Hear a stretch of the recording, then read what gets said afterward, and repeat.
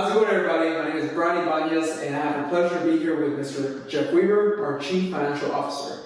And we're very proud to introduce our new series, which is Principles of Small Business Finance Management. So Jeff, can you tell us more about this series and what the audience should expect? Yeah, so the series is designed to share my experiences from my career, working with both large and small companies. Yes.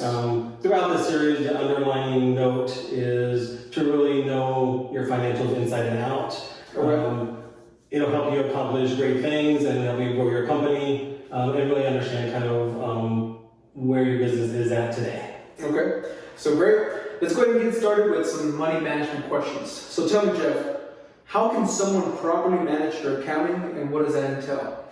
I think the first step of managing your financials or your finances is really knowing your expenses and your income, right? I think both of them are pretty key, and really having a great understanding of both allow you to understand where you can make cuts on costs or increase your margin, right? Okay. I relate that to essentially personal finances, right? Your checking account, right? I mean, money's coming in from the paycheck. Expenses are going out from rent and whatnot. Really knowing what you have and what you have available goes a long way to whether how much you can save or invest or how much you can or what you have to make to cut back to make ends meet. Okay, there you go.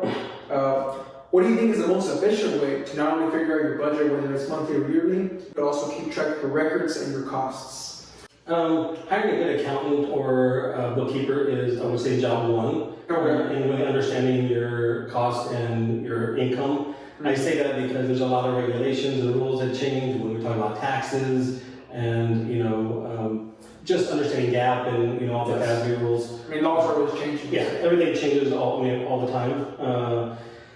And I think in lieu of having a really good accountant or bookkeeper would be having a sort of a do-it-yourself accounting system.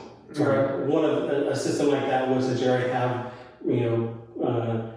a basic financial package, income statement, balance sheet. It would already tell you kind of how to manage how to record your expenses and your income. Yes. That would essentially be a good start as well, but it would definitely not replace an accountant or a bookkeeper. Okay. Can you also touch up on business projections? What do they look like? Yeah, so business projections obviously is essentially the next step, right? Obviously, the first thing after hiring a good bookkeeper, getting a good system in place, really understanding where you are today is job one. And then after that, essentially then you start projecting out what does 3 months, 6 months, 9 months, 12 months look like. Okay. Really setting those targets and giving some really good considerations on how you can grow your business allows you to put targets out there so we can essentially measure your performance against. Okay. And obviously, once you know your targets and you're hitting those targets or missing, you know where to essentially pivot to make the necessary changes to further your business. Okay. All right. So if you had to pick one thing that's overlooked whenever it comes to business financing management, what would you say that one thing is? I would think probably the one area where it probably doesn't get as much attention as it should is invoicing. Okay. I think invoicing, having a really great process around invoicing because that is essentially the livelihood of an organization's income stream.